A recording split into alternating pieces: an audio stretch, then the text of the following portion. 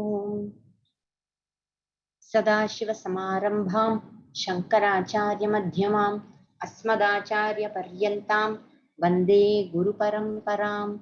श्रुतिस्मृतिपुराणानाम् आलयं करुणालयं नमामि भगवत्पादशङ्करं लोकशङ्करम्। ईश्वरो गुरुरात्मेति मूर्तिभेदविभागिने व्योमवद्व्याप्तदेहाय दक्षिणामूर्तये नमः। ओम सहनाववतु सहनौ भुनक्तु सह वीर्यं करवावहै तेजस्विनावधीतमस्तु मा विद्विषावहै। ओम शांति शांति शांति। முருகனின் பூர்வ அவதாரம். இந்த சப்ஜெக்ட் இப்ப ஃபுல்லா முருகனை பத்தியே போயிட்டு இருக்கு. இப்போ முருகனுடைய பூர்வ அவதாரம் பத்தி சொல்ல போற. சம்பந்தமூர்த்தி சுவாமிகளை பற்றி ஏதோ கொஞ்சம் உங்கள் எல்லோருக்கும் தெரிந்திருக்கும். குமாரில பட்டர் பெயரை சிலராவது கேட்டிருப்பீர்கள். இப்போது யாருக்குமே தெரியாத இன்னொரு சுப்பிரமணிய அவதாரத்தை பற்றி சொல்ல போகிறேன். ரொம்ப சமீப காலம் வரை எனக்கே இது தெரியாது. சரியாக சொன்னால் இது சுப்பிரமணிய அவதாரம் இல்லை. சுப்பிரமணியராக வருவதற்கு முன்னால் அவர் யாராக இருந்தார் என்று இந்த கதை சொல்கிறது. இது எப்படி எனக்கு தெரிய வந்தது என்பதே ஒரு கதை. வியாசர் பிரம்மசூத்திரம் என்று பரமாத்ம தத்துவத்தை பற்றி விசாரணை செய்து எழுதியிருக்கிறார். அதில் 3வது அத்தியாயம் 3வது பாதத்தில் 32வது சூத்திரம். எவ்வளவு ஞாபகம் வச்சுன்னு கரெக்டா சொல்றார். ஒரு அதிகாரத்துடன் அவதரித்தவர்களுக்கு அதிகாரம் உள்ள வரையில் ஷரீரத்தில் இருப்பு உண்டு என்று சொல்கிறது. இதற்கு பாஷ்யம் பண்ணும்போது நம் ஆச்சாரியால் பிரம்மாவின் மானச புத்திரரான சனத்குமாரர் கூட தானே ருத்ரனுக்கு வரம் கொடுத்துவிட்டு அதற்காக ஸ்கந்தனாக பிறப்பெடுத்தார் என்று திருஷ்டாந்தமாக சொல்லியிருக்கிறார். சனத்குமாரராவது பரமேஸ்வரனுக்கு வரம் தருவதாவது, அதற்காக மறுபடி பிறப்பதாவது, அதுவும் சாக்ஷாத் ஸ்கந்தனாக, இது எந்த புராணத்தில் இருக்கிறது என்று எனக்கு தெரியாமல் இருந்தது. பல பண்டிதர்களை விசாரித்து பார்த்தும் தெரியவில்லை. ஆஞ்சநேய சுவாமிகளும் ரொம்ப விசாரித்து விட்டு 18 புராணங்களையும் பார்த்து தமிழில் சுருக்கி போட்டிருக்கிற ஸ்ரீவத்ச சோமவேத சர்மாவிடம் இந்த காரியத்தை கொடுத்தார். சர்மா எனக்கு பிக்ஷை பண்ண வந்தபோது பெரிய பிக்ஷையாக இந்த டிஸ்கவரியை சொன்னார். திரிபுர ரகசியம் என்ற கிரந்தத்தில் மகாத்மிய காண்டம் 37ஆம் அத்தியாயத்தில் இது நீள நெடுக பெரிய கதையாக சொல்லியிருக்கிறது. கதைக்கு வருகிறேன். பிரம்மாவின் மனசிலிருந்து உதித்தவர் சனத்குமாரர். அவர் பிரம்மஞானி. சுகாச்சாரியார் மாதிரி உள்ளும் புறமும் எல்லாம் ஒன்று என்று சதா காலமும் உணர்ந்திருந்தவர். இப்படிப்பட்டவருக்கு விசித்திரமாக ஒரு நாள் ஸ்வப்னம் வந்தது. ஸ்வப்னத்தில் தேவர்களுக்கும் அசுரர்களுக்கும் சண்டை நடந்தது.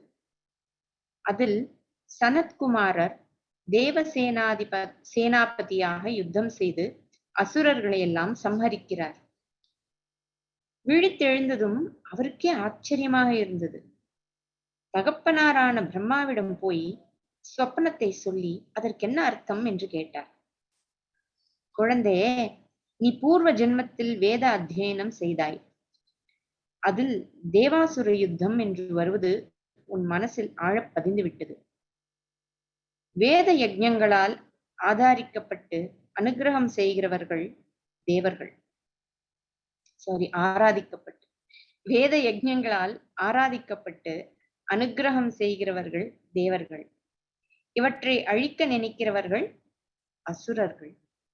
உனக்கு வேதத்தில் இருந்த ஆழ்ந்த பிடிமானத்தால் அசுரர்களை எல்லாம் நாமே சம்ஹாரம் செய்து விட மாட்டோமா என்று பூர்வ ஜென்மத்தில் ஆத்திரப்பட்டாய்.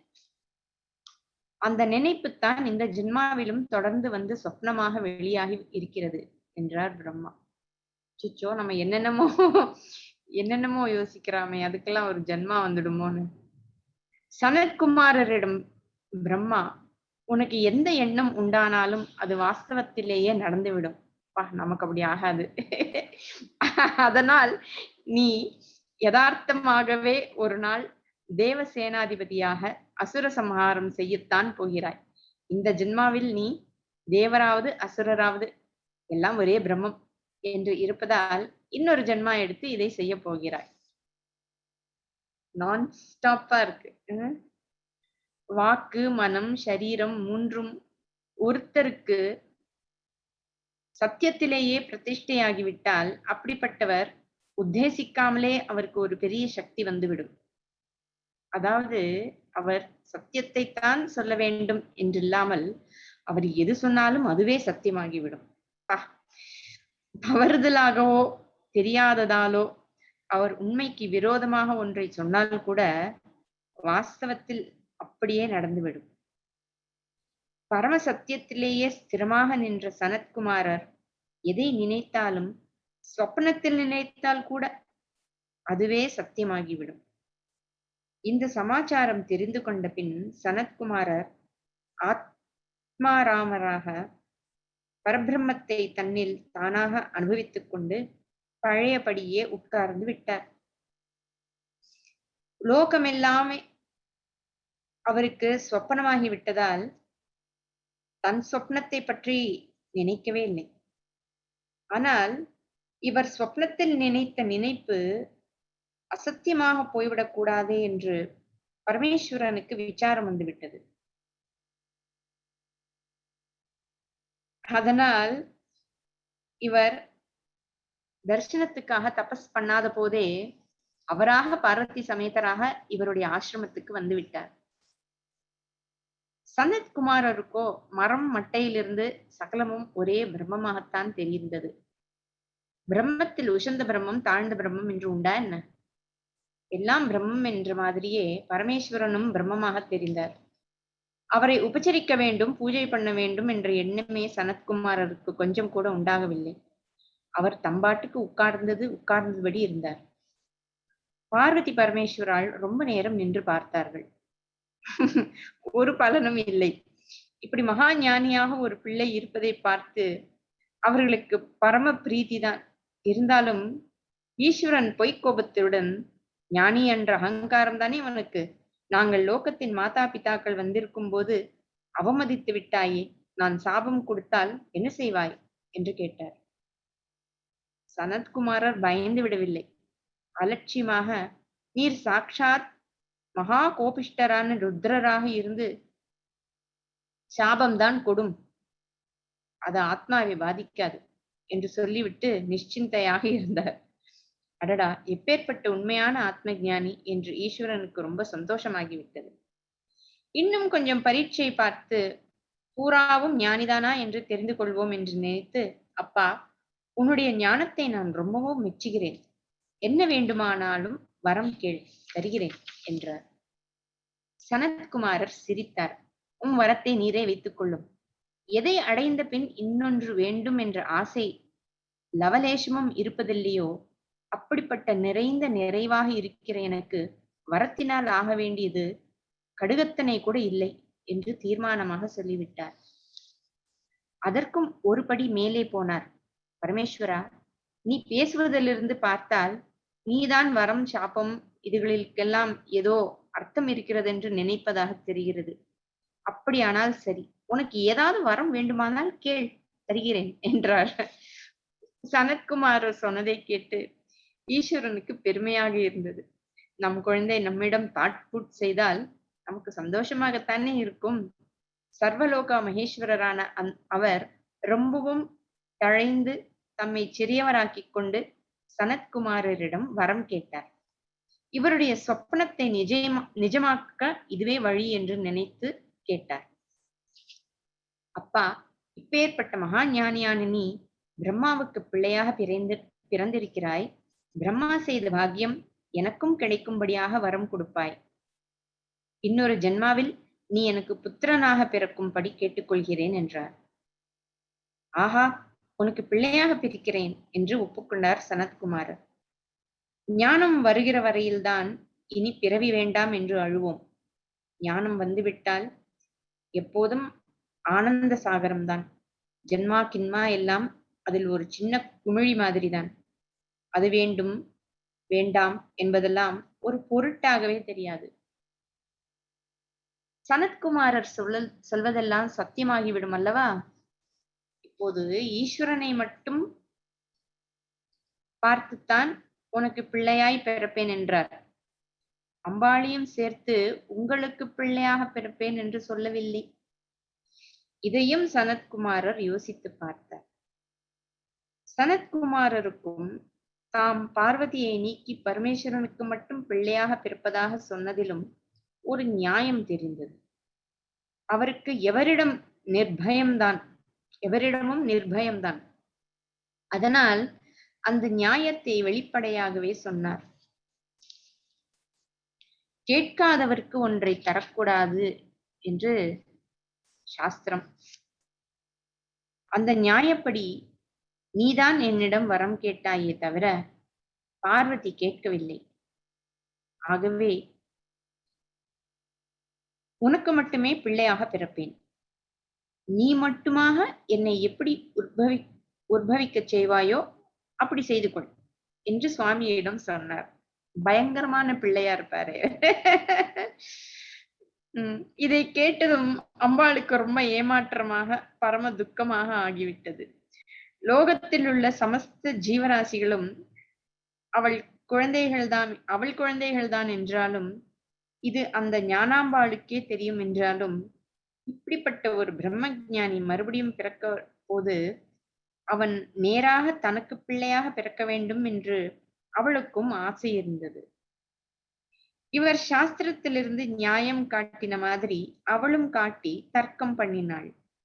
சாஸ்திரங்களில் பதியையும் பத்தினியையும் ஒன்றாகத்தான் சொல்லி இருக்கிறது. பதி பிரார்த்திப்பதெல்லாம் பத்தினியையும் உத்தேசித்துதான். ஆனதால் தனியாக வரம் கேட்க வேண்டும் என்றில்லை. அவர் கேட்டதாலேயே நீ எனக்கும் புத்திரனாக வரத்தான் வேண்டும் என்று ரைட் கேட்டாள். சனத்குமாரர் யோசித்தார். அம்மா, நீ சொல்வது நியாயம்தான். இருந்தாலும் நான் ஈஸ்வரனிடமிருந்து மட்டும் உத்பவிப்பது இன்னொரு தினசில் எனக்கு திருப்தி தருவதாக இருக்கிறது. எல்லாம் பிரம்மம் என்று எனக்கு தெரிந்தாலும், அதற்கே நீங்கள் 2 பேரும் எனக்கு இத்தனை டைட்டில் கொடுத்தாலும் ஒரு விஷயத்தில் எனக்கு பக்குவம் வரவில்லை. அதாவது ஸ்திரீ புருஷ சம்பந்தத்தில் நான் பிறப்பதாவது, கர்ப்பவாசம் செய்து கீழ்முகமாக ஜனிப்பதாவது என்று இன்னமும் எனக்கு அருவருப்பாகத்தான் இருக்கிறது. பிரம்மஞானிக்கு இப்படி இருக்கக்கூடாதுதான். ஆனால் ஏனோ இருக்கிறதே. அதனால் இதை சொல்கிறேன். ஆகையால் நீ பெரிய மனசு பண்ணி உன் பதி மட்டுமே என்னை ஜனிக்க செய்வதற்கு அனுமதி தர வேண்டும் என்றார். ஆனால் அம்பாளுக்கு மனசு வரவில்லை. யோசித்து பார்த்து கடைசியில் ஒரு ராஜிக்கு காம்ப்ரமைஸுக்கு வந்தார்கள். ஆதியில் பரமேஸ்வரன் பஸ்மாசுரனுக்கு வரம் தந்திருந்தார். இந்த வர பலத்தால் அவர் யார் தலையில் கை வைத்தாலும் அவன் யார் தலையில் கை வைத்தாலும் அவர் பஸ்மமாக்கி விடுவார். வரம் பலிக்கிறதா என்று பரமேஸ்வரனிடமே பரீட்சை பார்க்க வந்தான் அசுரன். உடனே அவர் அந்தர்தானமாகிவிட்டார். அந்த சமயத்தில் அம்பாள் ஏதோ லீலா நிமித்தம் தன்னுடைய சர்வஜ்ஞத்தை மறைத்துக் கொண்டு சாதாரண ஸ்திரீ மாதிரி இருந்தாள். எனவே திடீரென்று பரமேஸ்வரனின் சரீரம் மறைந்ததை பார்த்ததும் அவளுக்கு பகீரென்றது. பதிவிரதா ரத்தனமான அவளால் ஈஸ்வரனின் பிரிவை தாங்க முடியவில்லை.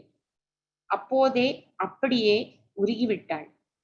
யதார்த்தத்திலேயே அவளுடைய சரீரம் உருகி ஒரு ஜலாசயமாக நீர்நிலையாக ஆகிவிட்டது.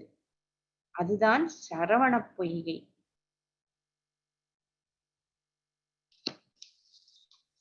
பிறகு பஸ்மாசுரன் மறைந்து சுவாமி சரீரத்துடன் வந்ததும் அம்பாளும் தன் திவ்ய தேகத்தை எடுத்துக்கொண்டாள். இருந்தாலும் அவளுடைய பதிவிரதா தர்மத்துக்கும் பிரேமைக்கும் அடையாளமாக சரவண பொய்கையும் அழியாமல் இருக்கும்படியாக அனுகிரகித்தாள். சரவணம் சாக்ஷாத் இவள் சரீரம்தான். அது இப்போது நினைவுக்கு வந்தது. அதனால் சனத்குமாரர் அடுத்த ஜென்மாவில் பரமேஸ்வர தேஜஸாக ஜனித்து விடுவதென்றும், பிறகு அதை அம்பாள் சரவணம் என்ற தன் சரீரத்தில் தாங்கி சுப்பிரமணிய ஸ்வரூபமாக்கி தருவதென்றும் முடிவு செய்து கொண்டார்கள். இதன்படியே பிற்பாடு ஈஸ்வரன் தன் நெற்றிக்கண்களில் இருந்து பொறிகளை வெளியிட்டார். சனத்குமாரர் தான் இப்படி ஆவிர்பவித்தார். அந்த தேஜஸின் உக்ரத்தை எவராலும் தாங்க முடியவில்லை.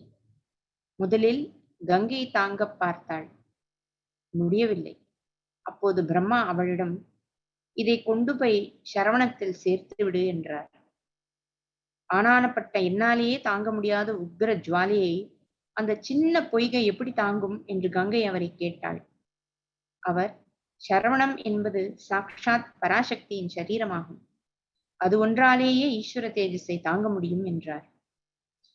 இதன்படியே கங்கை செய்ய சரவண பவனாக முருகன் அவதரித்தான். பிறகு சனத்குமாரர் கண்ட சொப்பனப்படி தேவர்களுக்கெல்லாம் சேனாதிபதியாகி அசுரர்களை சமூலம் இருந்த இடம் தெரியாமல் சம்ஹாரம் செய்து சர்வ லோகங்களையும் ரட்சித்தான் இந்த சரவணபவன். அவருக்கு எத்தனை பெயர்கள் இருந்தாலும் இதுவே ஷடக்ஷரி, 6 எழுத்து என்று மகா மந்திரமாக இருக்கிறது. சரவணமாக இருக்கும் அம்பாளின் மகிமை. சனத்குமாரர் தான் ஸ்கந்தர் என்று சாந்தோக்கிய உபனிஷத்திலும் ஸ்பஷ்டமாக சொல்லியிருக்கிறது.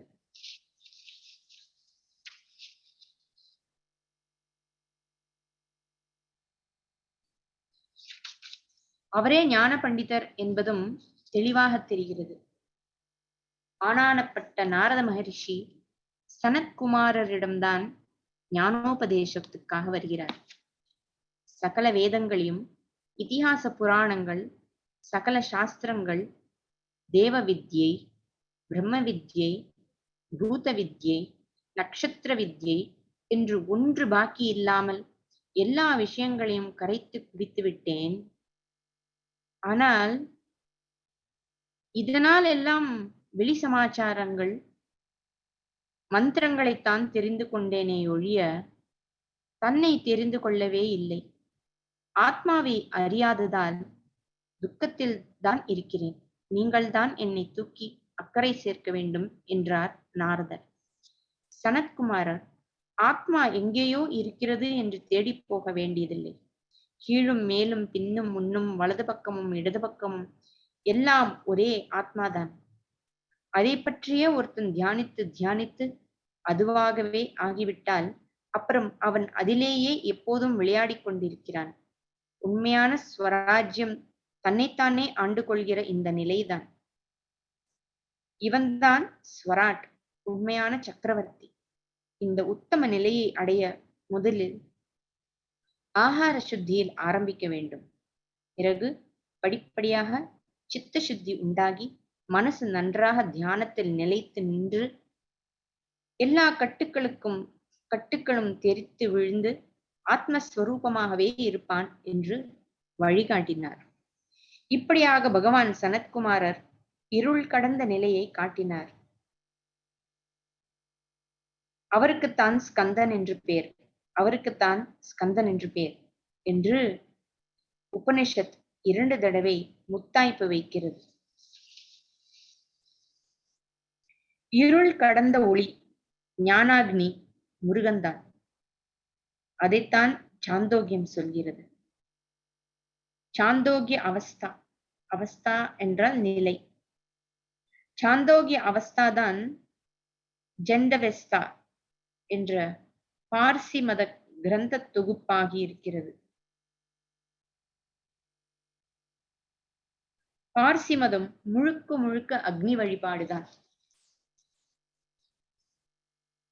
சௌராஷ்டிர தேசக்காரர் ஒருத்தர் அதை ஸ்தாபித்தவர். சௌராஷ்டிரர் என்பதே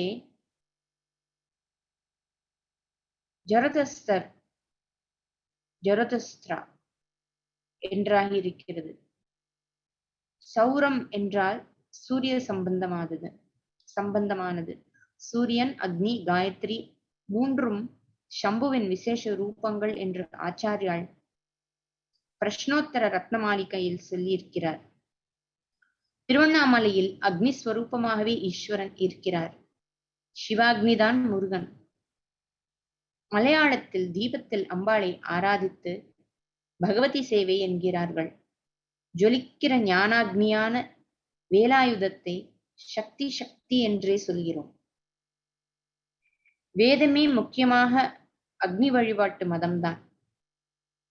அக்னி என்ற வார்த்தையோடுதான் வேதம் ஆரம்பிக்கிறது.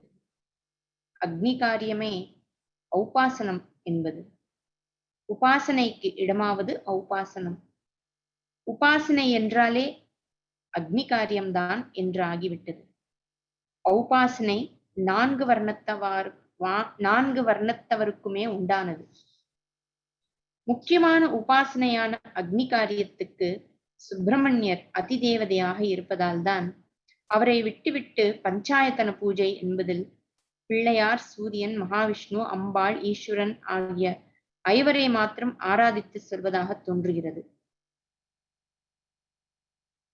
முருகன் நம் மதஸ்தரால் நிச்சயம் ஆராதிக்கப்பட வேண்டியவர் என்பது. இவங்க என்ன தமிழ் கடவுள்ங்கிறாங்க. பஞ்சாயத்தனத்தை மறுபடியும் உயிர்ப்பித்த அதே பகவத்பாதால் ஸ்தாபித்த ஷண்மதங்களில் முருக வழிபாடான கௌமாரமும் ஒன்று என்பதிலிருந்து உறுதியாகிறது.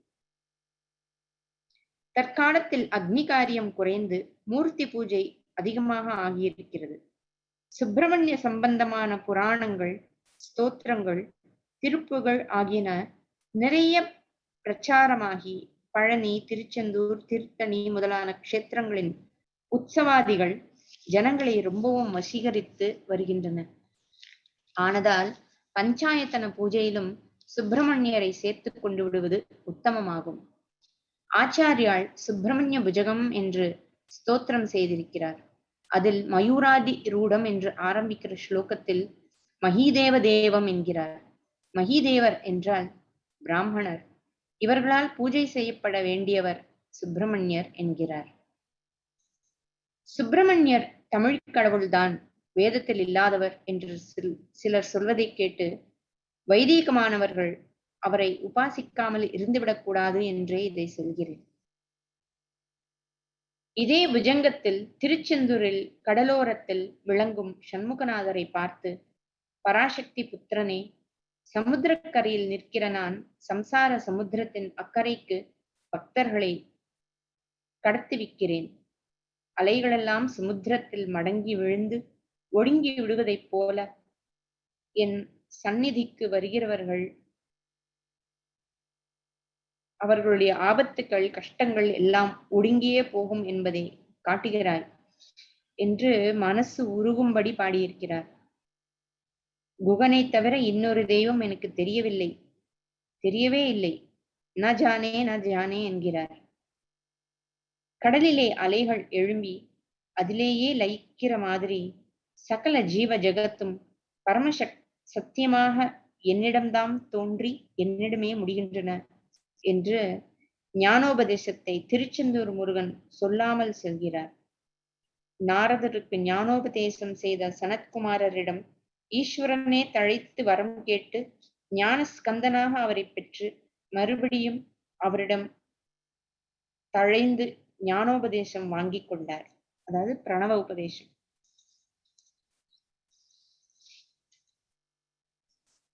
சகல மார்க்க நிறைவான சரவண பவன். பரமாத்மாவை அடைய 4 மார்க்கங்கள் ஞானம், பக்தி, கர்மம், யோகம் இருக்கின்றன. ஷரீரம், மனசு இதற்கெல்லாம் ஆதாரமாக இருக்கிற ஆத்மா என்ன என்கின்ற விவகாரத்திலேயே எப்போதும் இருந்து கொண்டிருந்தால் கடைசியில் அது தானே பளிச்சிடுகிறது, பிளாஷ் மாதிரி. இதுதான் ஞானம். அங்கே அறிகிற ஜீவாத்மாவுக்கும் அறியப்படுகிற பரமாத்மாவுக்கும் பேதமே இல்லை. எல்லாம் ஒரே சாந்த சமுத்திரமாக அடங்கி விடுகிறது.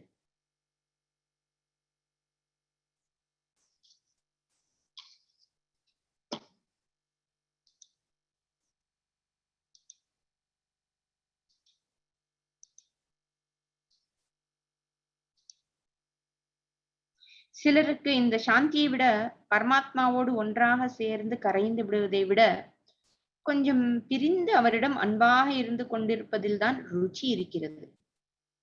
இவர்கள் பக்தி செய்கிறார்கள், அதனால் பரமாத்மாவின் கருணையை பெறுகிறார்கள். இவர்கள் செய்யும் பக்தி சுவாமி திருப்பிச் செய்யும் கருணை, இரண்டும் அன்பு என்பதன் இரண்டு ரூபங்கள் தான். ஞானம் அறிவு வழி, பக்தி அன்பு வழி. மனசையும் கடந்துவிட்டால் ஞானம். மனசை வைத்துக்கொண்டே பக்தி செய்ய வேண்டும். இதே மாதிரி சரீரத்தை வைத்துக்கொண்டு கர்மாக்களை செய்கிறோம். அப்போதும் கூட நமக்கென்று பண்ணிக்கொள்ளாமல் லோக உபகாரமாக பண்ணி அதன் பலனை ஈஸ்வரனுக்கு அர்ப்பணம் செய்தால் அதிலேயே ஒரு ஆனந்தம், நிறைவு இருக்கிறது. இவ்வாறு பற்றில்லாமல் கடமையை செய்வது கர்ம மார்க்கம். மனசை நிறுத்த முடியாததாலேயே ஆத்மாவை தெரிந்து கொள்ள முடியவில்லை. மனசு கட்டுப்படாமல் ஓடுகிறது. ஆனால் மூச்சை கட்டுப்படுத்தி நிறுத்திவிட்டால் மனசும் நின்றுவிடும்.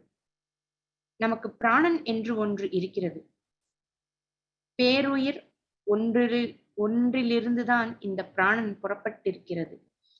அதனால் இந்த பிராணனை சில தினசுகளில் கட்டுப்படுத்தி சமநிலைக்கு கொண்டு வந்து விட்டால் பிராணமூலமான பேருயிரை, பரமாத்ம சக்தியை அடைய முடிகிறது. இதற்கு யோக மார்க்கம் என்று பெயர். சுப்பிரமணிய சுவாமியை பற்றி நிறைய கதை சொன்னேன். இன்னும் எத்தனையோ கதைகள் இருக்கின்றன. அவருடைய மகிமைக்கு லீலைக்கும் முடிவே இல்லை. இத்தனை கதைகள் தத்துவங்களிலிருந்தும் தெரிவது அவர் ஞானம், பக்தி, கர்மம், யோகம் எல்லாவற்றுக்கும் முடிவான பரமசக்தி சத்தியமாக இருக்கிறார் என்பதுதான். முருகன் என்றால் ஞான பண்டிதன், ஞானோபதேசம் என்பது நினைவுக்கு வந்து விடுகிறது. அத்வைத ஞான ஸ்வரூபமாகவே அவரை திருப்புகழிலும் கந்தர அனுபூதியிலும் அருணகிரிநாதர் சொல்லியிருக்கிறார். நான் வேறு எனாதிருக்க, நீ வேறு எனாதிருக்க, ஏக போகமாய் நீயும் நானுமாய், இருகு வகை பரம் சுகமருள் யானாகிய என்னை விழுங்கி வெறும் தானாய் நிலை நின்றது தற்பரமே. பக்தி மார்க்கத்தில் முருகன் முடிவாக இருப்பதை சொல்லவே வேண்டாம். அடியார்களின் பக்தியையும் அவர்களிடம் அவருடைய கருணையையும் தான் புராண கதைகள், சம்ஸ்கிருத ஸ்தோத்திரங்கள், தமிழ் ஸ்துதி நூல்கள் எல்லாம் விஸ்தாரமாய் சொல்கின்றன. இவற்றில் எல்லோருக்கும் ஒரு சில திருப்புகழ்கள், திருமுருகாற்றுப்படை, சுப்பிரமணிய புஜங்கம் ஆகியவையானது மனப்பாடமாக தெரிந்திருக்க வேண்டும். எனக்கு ஒன்றும் தெரியாது. கர்மா என்று எடுத்துக்கொண்டாலும் குமாரில பட்டராகவும் ஞான சம்பந்தராகவும் அவதரித்து அவரே இந்த மார்க்கத்தை ஸ்தாபித்திருக்கிறார். அப்பர் சுவாமிகள் தாசமார்க்கம் என்ற வழியில் எப்போதும் லோகக்ஷேமத்துக்காக ஊழியம் செய்து கொண்டே இருந்தவர். அவர் என் கடன் பணி செய்து கிடப்பதே என்று சொன்னவர். இந்த வருகிற செய்யுளின் ஆரம்பம் நம் கடம்பனை பெற்றவள் பங்கினன் என்பது. கடம்ப மாலையை விரும்பி அணுகின்ற முருகன்தான் கடம்பன். முருகனை பெற்ற அம்பாளைத்தான் பாகத்தில் கொண்ட பரமேஸ்வரன் என்ற சோமாஸ்கந்த மூர்த்தமாகவே இங்கே அப்பர் சொல்லியிருக்கிறார். நிஷ்காமியமாக பணி செய்து கிடைக்கிற பான்மையை முருகன் விசேஷமாக அருள்வான் என்கிற மாதிரி நம் கடம்பன் என்று ஆரம்பித்திருக்கிறது. கடைசியில் யோகம் என்று சொன்னேன். இது பிராண மூலத்தை கண்டுபிடித்து அதோடு சேர்கிற வழி. பிராணசக்தி என்பது ஷரீரத்தில் மூலாதாரம் என்கிற இடத்தில் குண்டலினி என்கிற சர்ப்ப ரூபத்திலேயே இருக்கிறது. நமக்கெல்லாம் அதன் மகாசக்தி தெரியவே இல்லை. அது குண்டலாகாரமாக சுருட்டிக்கொண்டு தூங்குகிற பாம்பாகவே இருக்கிறது. தூங்கும் பாம்பை தட்டி எழுப்பதற்குத்தான் யோக சாதனைகள் இருக்கின்றன. சுப்பிரமணியர் யோக விஸ்வரூபம். அதனால்தான் அவரை எப்போதும் பாம்போடையே சேர்த்து சேர்த்து பேசுகிறோம். வாசுகி தக்ஷாதி சர்ப்பஸ்வரூப தரணாய என்று முத்துசுவாமி தீட்சிதர் ஸ்ரீ சுப்பிரமணிய நமஸ்தே கிருதியில் சொல்கிறார். ஆச்சாரியாலும் புஜங்கம், புஜங்கம் என்றாலே பாம்பு, சுப்பிரமணிய புஜங்கம் என்ற விருத்தத்தில்தான் ஸ்தோத்திரம் செய்கிறார். நாகர் பிரதிஷ்டை, ஷஷ்டியில் நாகராஜ பூஜை எல்லாமே சுப்பிரமணியரை உத்தேசித்தே செய்கிறோம். தெலுங்கு தேசத்தில் சுப்பிரமணியரையே சர்ப்பமாக பாவிப்பதால் தான் பாம்பை சுப்புராயுடு என்கிறார்கள். அவரே யோகத்தின் நிறைவு. ஞானமும் யோகமும் முடிகிற இடத்தில் ஒரு ஆட்டம் அசைவு எதுவுமே இல்லை. லோகமே இல்லை, உணர்ச்சிகளே இல்லை. இதையெல்லாம் பட்டுப்போன இடம் அது. இப்படி பட்டுப்போன நிலையில் ஈஸ்வரனை ஸ்தானு என்று சொல்வது வழக்கம். பட்டக்கட்டை என்று அர்த்தம். சுசீந்திரத்தில் ஸ்தானுமாலயன் என்று கேட்டிருப்பீர்கள். மும்மூர்த்தியும் சேர்ந்த ஸ்வரூபம். அதில் ஸ்தானு என்பது பரம வைராக்கியமான பரமேஸ்வரன் தான். உணர்ச்சி இல்லாவிட்டால் மரத்து போகிறது என்கிறோம் அல்லவா? அப்படி காய்ந்து மரமாக இருக்கிறவர் ஸ்தானு. பக்தி அனுகிரகத்துக்காக கருணையில் நனைந்திருக்கிற போது ஆர்த்தராக இருப்பவரே இப்படி ஞானத்தில் பட்டக்கட்டையாக இருப்பார். அதே மாதிரிதான் அம்பாளும் கருணாமயமான அவளும் பரம விரக்தியாக இருக்கிற ஓர் அவஸ்தை உண்டு. அவள் எப்போதும்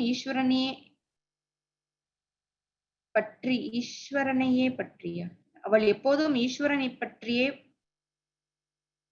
ஈஸ்வரனையே பற்றி படர்ந்து இருப்பவள். அவள் எப்போதும் ஈஸ்வரனையே பற்றி படர்த்தி இருப்பவள். அவள் மரமாக இருந்தால் இவள் கொடியாக சுற்றி கொண்டிருப்பாள். ஸ்ரீசைலத்தில் அவர் அர்ஜுன மரமாக இருக்கிறார், மருத மரம். இவள் மல்லிகை கொடியாக சுற்றி கொண்டிருக்கிறாள். அதனால்தான் அவருக்கு மல்லிகார்ஜுனர் என்று பெயர். ஓ, அது நல்ல பசுமையோடு இருக்கப்பட்ட மரம். பட்டமரமாக அவர் இருக்கும்போது அம்பாள் என்ன செய்கிறாள்? பரமேஸ்வரன் பச்சை பசேலென்று கப்பும் கிளையுமாக ஒரு மரம் மாதிரி இருந்தால் அம்பாள் ஒரு பசும் கொடியாக அவரை சுற்றி கொண்டிருப்பாள். அவர் பட்ட மரமாக காய்ந்த கட்டையாக இருக்கும்போது அவள் என்ன செய்கிறாள்? அப்போதும் அவரை சுற்றி கொண்டிருக்கிறாள். ஆனால் பச்சை கொடியாக இல்லை, இலையே இல்லாமல் நார் மாதிரியான கொடியாக அவரை சுற்றி கொண்டிருக்கிறாள். அபர்ணா அபர்ணா என்று அவளுக்கு ஒரு பெயர். பர்ணம் என்றாலே இலையே இல்லாத கொடியாக, பர்ணம் என்றால் இலையே இல்லாத கொடியாக இருக்கும்போது அம்பாள் அபர்ணாவாகிறாள். பர்ணம் என்றால் இலை. இலையே இல்லாத கொடியாக இருக்கும் போது அம்பாள் அபர்ணாவாகிறாள். அப்படிதான் அங்க இருக்கணும்னு நினைக்கிறேன். பர்வதராஜகுமாரியாக பிறந்து ஈஸ்வரனை பத்தியாக அடைவதற்காக அம்பாள் தபஸ் பண்ணிய போது இலையை கூட சாப்பிடாமல் கடும் நியமத்தோடு இருந்ததாலேயே இந்த பெயர் உண்டாயிற்று என்று ஒரு அர்த்தம் சொல்வதுண்டு. எனக்கென்னவோ ஸ்தாணுவாக ஈஸ்வரன் இருக்கும்போது அவனை விடாமல் பற்றி கொண்டிருக்கிற அம்பாள் கொடிதான் அபர்ணா என்று தோன்றுகிறது. ஈஸ்வரனும் அம்பாளும் இருந்தால் சோமாஸ்கந்தமாக அங்கே சுப்பிரமணியரும் இருக்க வேண்டும் அல்லவா? ஈஸ்வரன் ஸ்தாணுவாகவும் அம்பாள் அபர்ணாவாகவும் இருக்கிற போது முருகன் எப்படி இருப்பார்? விஷாகராக இருக்கிறார் என்று சொல்லலாம். ஷாகை என்றால் கிளை என்று அர்த்தம். வேதத்தில் பல கிளைகள் உண்டு. அது ஒவ்வொன்றுக்கும் இன்ன வேத சாக்கை என்றே பெயர் சொல்வார்கள். வி என்பது பல அர்த்தங்களில் வரும். சில சமயங்களில் ஒன்றை உயர்த்தி காட்ட வி சேர்ப்பதுண்டு. உதாரணமாக ஜெயம், விஜயம். ஆனால் விக்கு எதிர்மறை பொருளும் உண்டு. தவா என்றால் புருஷனை உடையவள். விதவா தவா தவா விதவா என்றால் புருஷன் இல்லாதவள். இந்த ரீதியில் வி ஷாகா என்றால் கிளை இல்லாத என்று அர்த்தம். அப்பா பட்டக்கட்டையாகவும் அம்மா இலை இல்லாத கொடியாகவும் இருக்கும்போது குழந்தை முருகனும் கிளையே இல்லாத கீழ்கன்றாக இருக்கிறார். அது பரம வைராகிய ஸ்வரூபம். சுப்பிரமணியர் பரம வைராக்கியமாக, ஞானியாக, ஆண்டியாக, தண்டாயுத பாணியாக இருக்கிறார். அவரே வள்ளி தேவசேனா சமேதராக கல்யாண சுப்பிரமணியராகவும் இருக்கிறார். இம்மை மறுமை இரண்டுக்கும் உதவுபவராகவும் வழிகாட்டுபவராகவும் அவர் இருப்பதையே இந்த இரண்டு கோலங்களும் காட்டுகின்றன.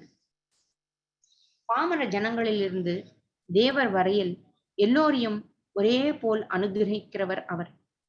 வேடஸ்திரியான வள்ளியை ஒரு பத்தினியாகவும் தேவராஜகுமாரியான தேவசேனையை இன்னொரு பத்தினியாகவும் கொண்டவர். பார்வதி பரமேஸ்வரர்களின் கடைக்குட்டியான அவர்தான் தேவர்களில் ரொம்பவும் குழந்தை. அவரே தேவநாயகனாக இருக்கிறார். தேனாம்பேட்டையில் சுப்பிரமணிய சுவாமி கும்பாபிஷேகம் நடந்த போது தேவநாயகன் பேட்டை தான் தேனாம்பேட்டை ஆயிற்றோ என்று தோன்றிற்று. தேவாதி தேவ பெருமாளே என்று அருணகிரி சொல்கிறார்.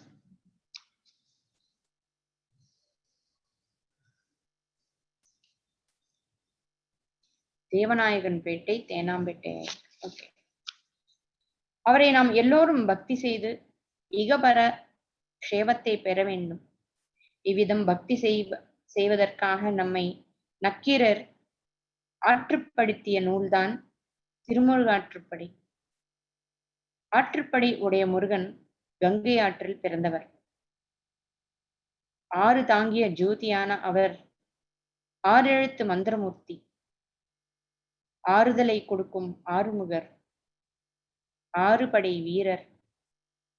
அவரது வெற்றி நாளான மகாஷ்டி துலா மாதத்தின் வளர்ப்பிறை 6ஆம் நாள். துலா என்பது அவரது சமநிலையாம். தராசு முனியை காட்டுவது. ஞானத்தில் எங்கும் சமமாக இருந்து கொண்டே லோக அனுகிரகத்துக்காக அசுரர்களை வென்று பக்தர்களை ரட்சிப்பவர். வெளிப்பகையோடு உட்பகைவர் அறுவரையும் அழித்து நம்மை ஜோதி ஸ்வரூபமாக்குகிற சிகர ஜோதி அவர். மலைகளில் எல்லாம் மணிவிளக்காக மேலே நிற்பவர் அவர். கைலாச மலையில் ஜோதி பொழிவாய் உதித்தார். திருப்பரங்குன்ற மலையிலும் திருத்தணிகை மலையிலும் தேவயானை வள்ளியரை மணர்ந்தார். பல மலைகளில் சேனையை வகுத்தார். கந்தமாதன மலையில் சூரனை வதைத்தார். பழனி மலையில் ஆண்டியாய் நின்றார். சுவாமி மலையில் ஞான மொழி பேசினார். தேவாதி தேவ பெருமாளான அவர் பெரியரில் பெரியவர். நாம் சின்னஞ்சிறியவர். சின்னஞ்சிறிய நாம் தானியங்களுள் சின்னஞ்சிறிய திணையை காட்டி அழைத்தால் அந்த பெரியோன் வருவான்.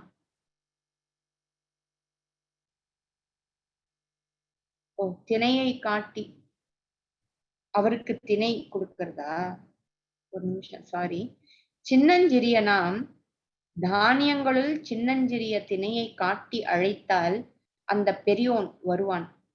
சின்ன சின்ன தேனீக்கள் சின்ன மலர்களிலிருந்து எடுத்த தேனை விட்டு திணை மா பிசைந்து அவருக்கு நிவேதனம் செய்தால்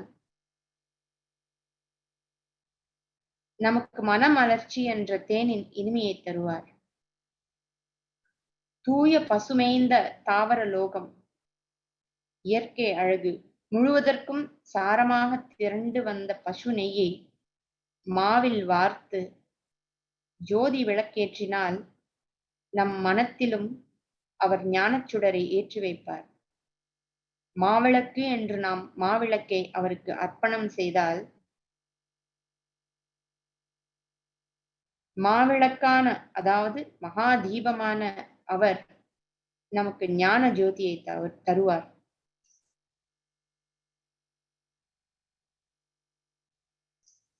பரமேஸ்வர ஸ்வரூபமான அவருக்கு அரண்நாமம் சூழ்க என்று அவரே ஞான சம்பந்தராக வந்து சொன்னதற்கேற்ப அரஹரோஹரா சொல்லி நம் பாபத்தை எல்லாம் எரித்து பரமானந்த ஜோதியாக இருப்போமாக. ஹரஹரோஹரா.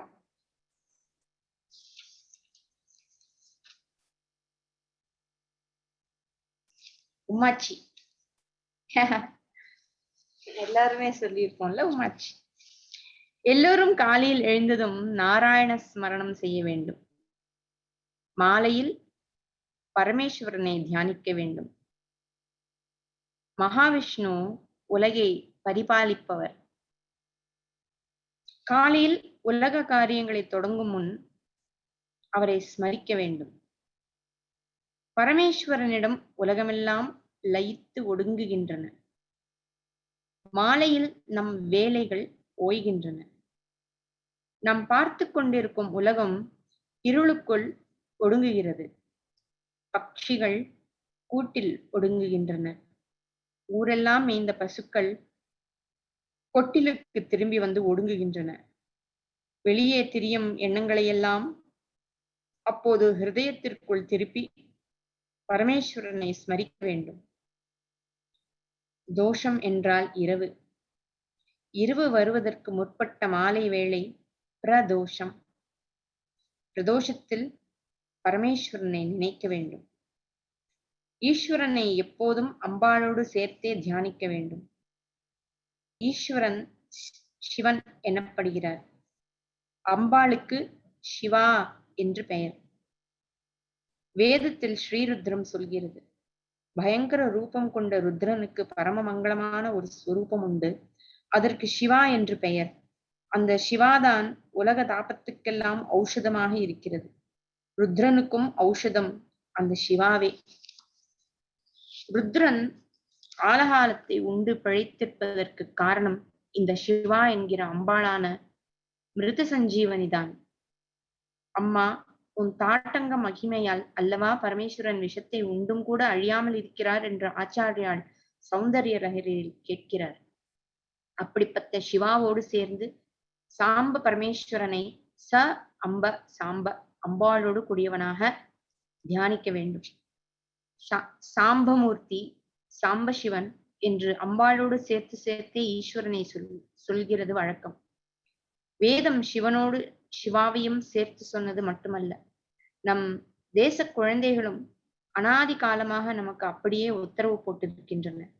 நம்மை போல கல்மிஷங்கள் இல்லாமல், நம்மை போல பாப்பங்கள் இல்லாமல் இருக்கிற குழந்தைகளின் வாக்கியமும் நமக்கு ஆக்ஞைதான். குழந்தைகள் நமக்கு கட்டளையிடுவது என்ன? குழந்தைகள் சுவாமியை உமாச்சி என்றே சொல்லும். குழந்தைகளின் பரம்பரையில் சில தனி வார்த்தைகள் உண்டு. இவை ஆயிரக்கணக்கான வருஷங்களாக வந்து கொண்டிருக்கின்றன. பெரியவர்களின் வார்த்தைகளும் அவற்றின் அர்த்தங்களும் மாறும். குழந்தை மொழி மாறுவதில்லை. உம்மாச்சி என்ற குழந்தை மொழிக்கு சுவாமி என்று அர்த்தம். என்னிடம் குழந்தைகளை அழைத்து வருவர்கள் கூட உம்மாச்சி தாத்தாவுக்கு நமஸ்காரம் செய் என்று அவற்றிடம் சொல்ல கேட்டிருப்பீர்கள். இதென்ன உம்மாச்சி? இதன் சரியான மூலம் என்ன என்று யோசித்துக் கொண்டிருந்தேன். திருச்சி மலைக்கோட்டைக்கு போயிருந்தேன். அங்கே உள்ள கோயில்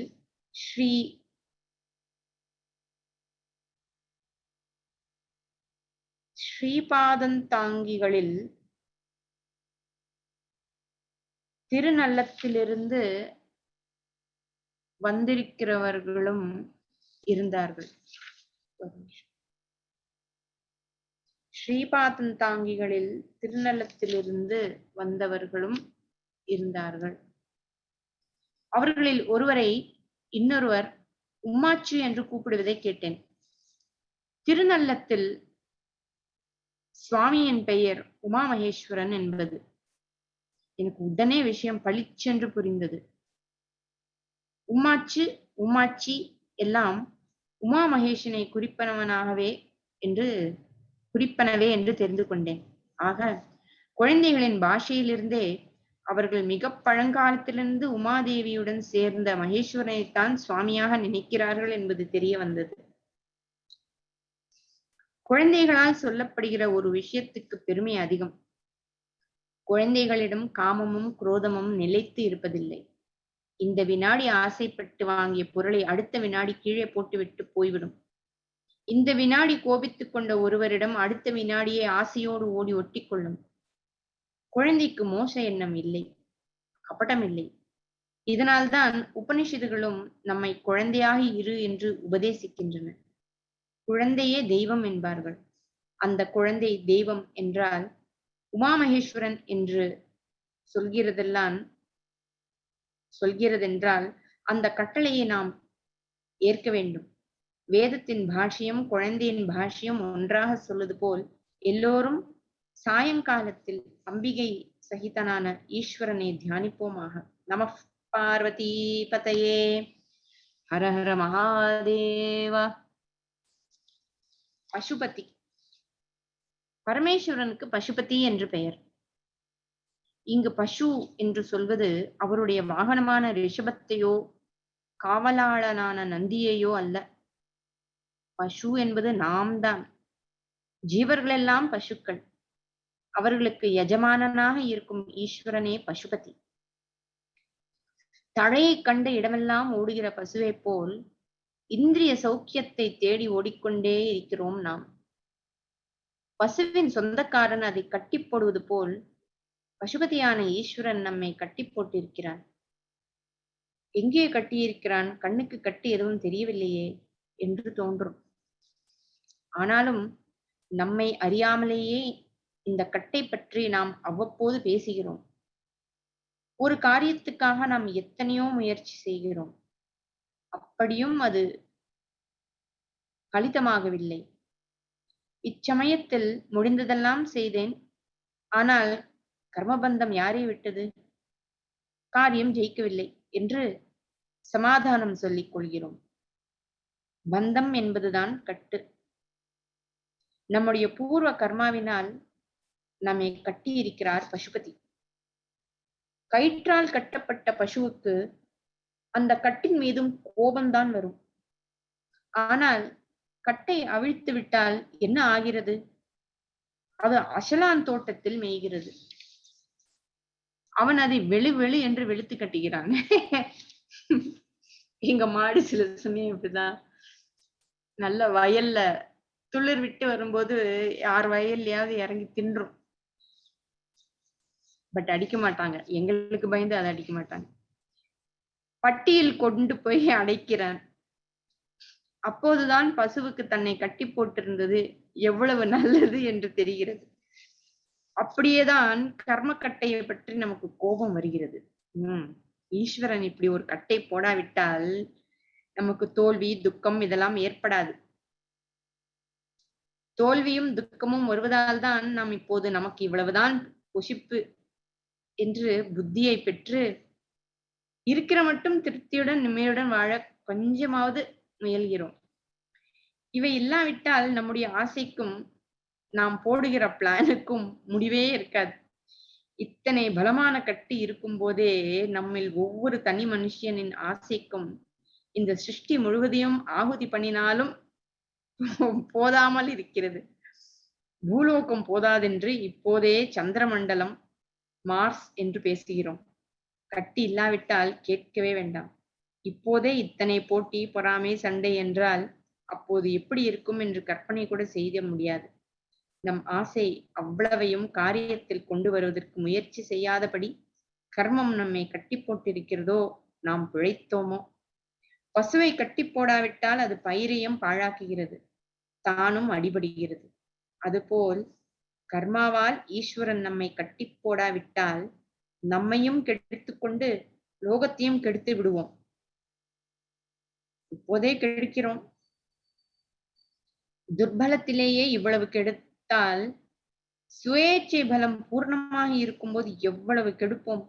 கயிறு போட்டு கட்டுவதால் தான் ஏதோ ஒரு சமயத்திலாவது பசுவுக்கு கட்டுத்தறியிடம் வந்து படுக்க முடிகிறது.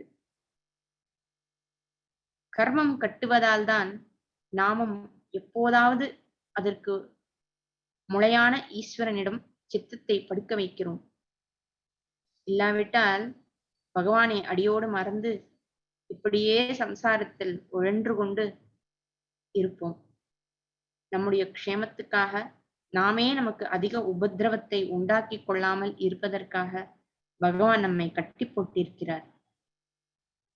எப்பொழுது அவிழ்த்து விடுவீர் என்று அவரை கேட்டால், ஒருவருக்கும் ஒரு தீங்கும் செய்யாமல் அதனால் உனக்கும் பாப்பம் உண்டாக்கி கொள்ளாமல் இருக்கிற பக்குவம் வந்தால் அவிழ்த்து விடுகிறேன் என்கிறார். குழந்தை விஷமம் செய்தால் கட்டி போடுகிறோம். நம்மிடம் ஆசை என்ற விஷமம் இருப்பதால் நம்மை பசுபதி கட்டி போட்டிருக்கிறார். குழந்தைக்கு விஷம புத்தி போய்விட்டால் அப்புறம் கட்ட மாட்டோம். முந்திலாம் குழந்தைங்களை கட்டி போடுவாங்க தெரியுமா? அப்படியே ஒரு தூண்ல வச்சு புடவை வச்சு ஒரு கட்டு கட்டி. நமக்கு ஆசை போய்விட்டால் ஈஸ்வரனும் நம்மை அவிழ்த்து விடுவார். ஆசையினால்தான் பலருக்கு பலவித கஷ்டங்களை உண்டாக்கி நாமும் கஷ்டப்படுகிறோம். ஆசை போய்விட்டால் யாருக்கும் நம்மால் கஷ்டம் இல்லை. அப்போது கட்டும் இல்லை, அவிழ்த்து விடுவார். கட்டு போய்விட்டது என்பதனால் அசலான் தோட்டத்தில் மேய மாட்டோம். ஏனென்றால் அசலான் தோட்டத்தில் மேயாத புத்தி நமக்கு வந்த பிறகுதான் பசுபதி கட்டையே எடுக்கிறார். கட்டு போன பின் நாம் கட்டுப்பட்ட நிலையிலிருந்து உயர்ந்து கட்டியவனின் நிலைக்கே போய்விடுவோம். கட்டு போன பின் நாம் கட்டுப்பட்ட நிலையிலிருந்து உயர்ந்து கட்டியவனின் நிலைக்கே போய்விடுவோம். கட்டு இருக்கிற வரையில் நாம் வேறு சுவாமி வேறு என்று பூஜிக்கிறோம். கட்டு போய்விட்டால் நாமே அவன் என்று தெரிந்து கொள்வோம். அப்புறம் பூஜை கூட வேண்டாம். ஒரு நிலை வரையில் ஜீவன் பசு என்று ஸ்ருதியும் சொல்கிறது. அது எந்த நிலை? தேவதாம் அந்யாம் உபாசதே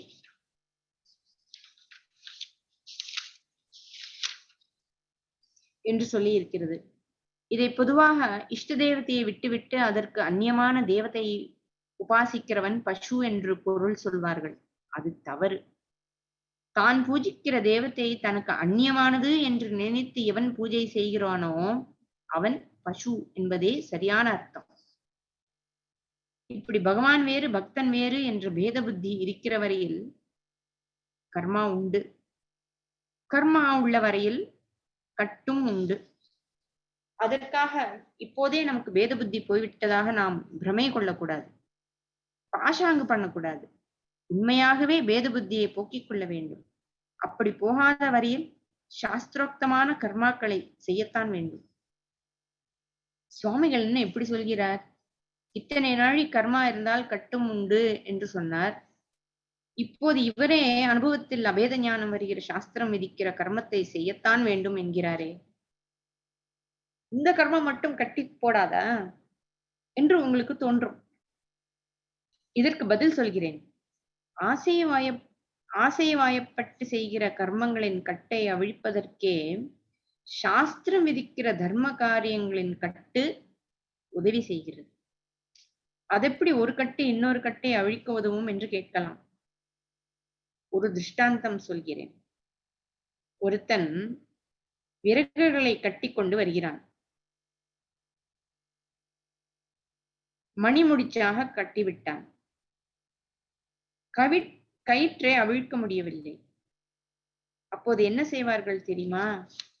அந்த பழைய கட்டுக்கு பக்கத்திலேயே அதைவிட இறுக்கமாக மற்றொரு கயிற்றை சுற்றி நெருக்குவார்கள். இந்த இரண்டாவது கயிற்றை முடிச்சு போட மாட்டார்கள். அப்படியே கெட்டியாக விறகுகளை சுற்றி இறுக்கி பிடித்துக் கொள்வார்கள். இந்த இறுக்கலில் பழைய மணி முடிச்சு கட்டும் கொஞ்சம் கொஞ்சமாக தொளதொள என்று நெகிழ்ந்து கொடுக்கும்.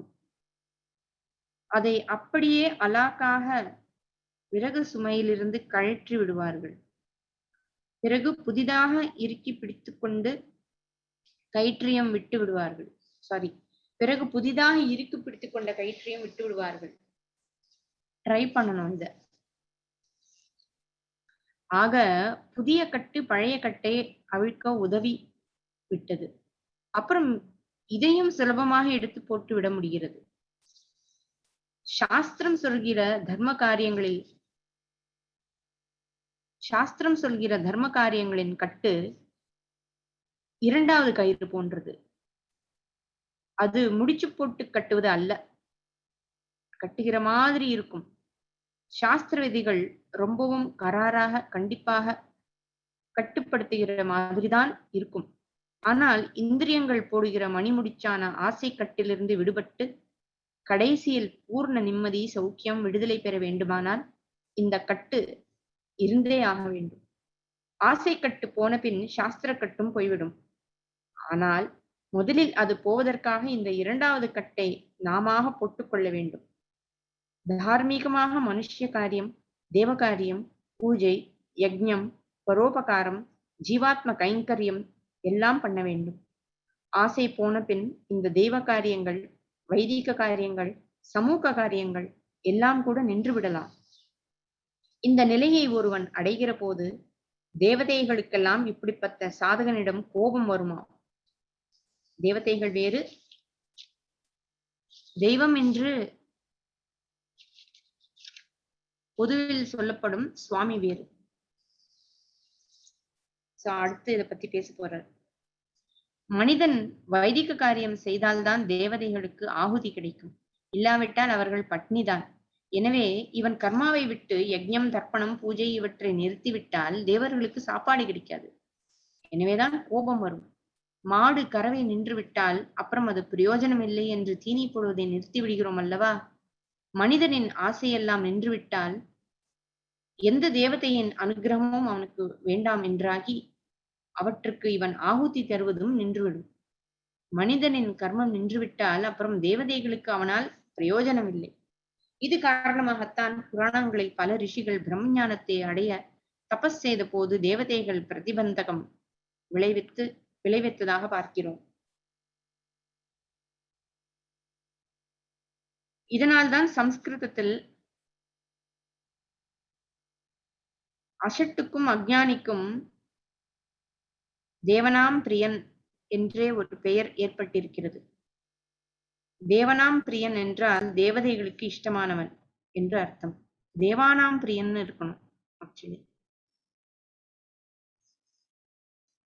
அது ஏதோ புகழ்ச்சொல் போல தோன்றும்.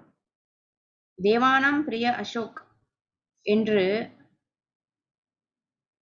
அசோக சக்கரவர்த்தி கூட கல்வெட்டுகளில், ஸ்தூபிகளில் எல்லாம் நம்மை வர்ணித்துக் கொண்டிருக்கிறார்கள். ஆனால் உண்மையில் எவன் தேவதைகளுக்கு திருப்தி செய்கிற நிலைக்கு மேற்பட்ட ஞானத்தை ஒரு நாளும் தேடி போகாமல் கர்மத்திலேயே உழலுகிற அசடோ அவனே தேவனாம் பிரியன்.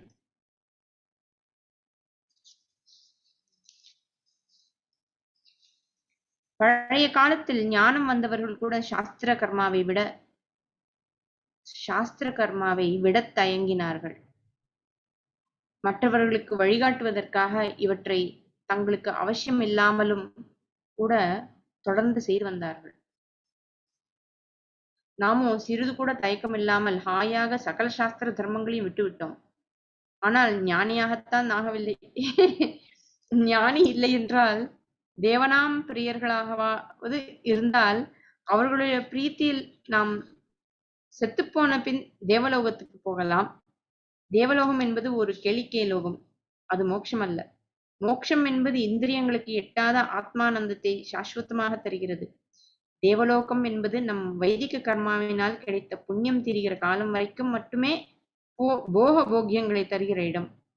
புண்ணியம் தீர்ந்த பின் பூலோகத்துக்கு திரும்பத்தான் வேண்டும். மோட்ச சுகத்துக்கும் தேவலோகம் என்கின்ற சொர்க்கத்தின் இன்பத்துக்கும் அஜகஜாந்தரம். இருந்தாலும் துக்கமும் கஷ்டமும் நிறைந்த மனுஷி லோகத்திலிருந்து நாம் தேவலோகத்துக்காவது போனால் விசேஷம்தான். நாம் இதற்காகவே வழி பண்ணி கொண்டிருக்கிறோமா? அதுவும் இல்லை.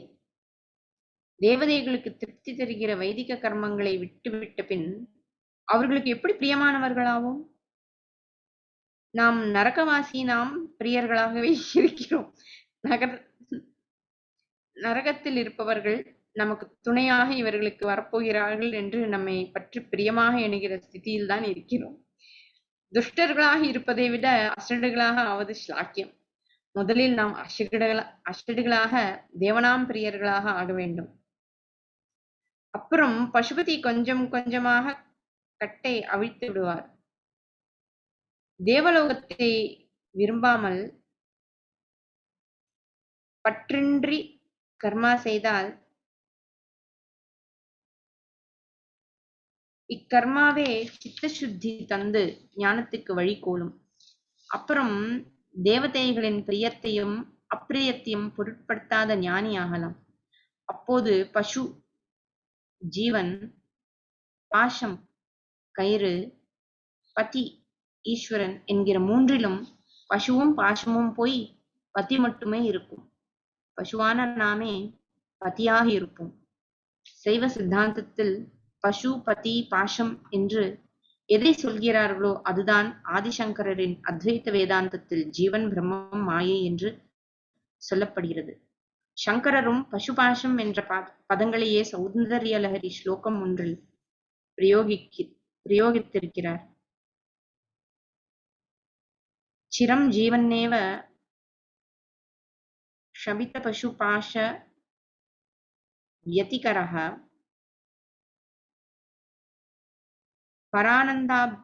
பரானந்தாபிக்யம் ரசயதி ரசமத்வத் வஜனவான். பாப்பா ஒண்ணு இது தமிழ்ல இருக்கு, ரெண்டாவது எனக்கு அந்த ஸ்லோகமே தெரியல.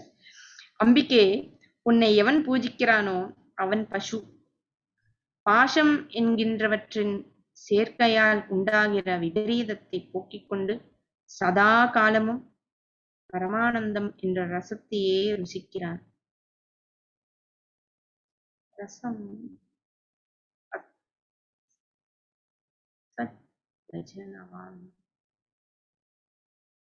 சரி, அடுத்த கிளாஸ்ல தேவர்கள் பத்தி சொல்ல போறார். இங்க தேவர்கள்னு ஒரு நோட் வந்தது. தேவர்கள் வேறு, தெய்வம் வேறு, தேவதை வேறு, தெய்வம் வேறுன்னு சொன்னார் இல்லையா? அதை இங்க எக்ஸ்பிளைன் பண்ண போறார். அடுத்த கிளாஸ்ல பார்க்கலாம். ஓம் ஸ்வஸ்தி பிரஜாபியः பரிபாலயந்தாம் न्यायेन मार्गेण महिं महिषाः गोब्राह्मणेभ्यः शुभमस्तु नित्यं लोकाः समस्ताः सुखिनो भवन्तु काले वर्षतु पर्जन्यः पृथिवी सस्यशालिनी देशोऽयं क्षोभरहितः ब्राह्मणाः सन्तु निर्भयाः सर्वे भवन्तु सुखिनः सर्वे सन्तु निरामयाः सर्वे भद्राणि पश्यन्तु मा कश्चित् दुःखभाग् भवेत् असतो मा सद्गमय तमसो मा ज्योतिर्गमय मृत्योर्मा अमृतं गमय। ॐ पूर्णमदः पूर्णमिदं पूर्णात् पूर्णमुदच्यते पूर्णस्य पूर्णमादाय पूर्णमेवावशिष्यते। ॐ शान्तिः शान्तिः शान्तिः। हरिः ॐ श्रीगुरुभ्यो नमः। हरिः ॐ।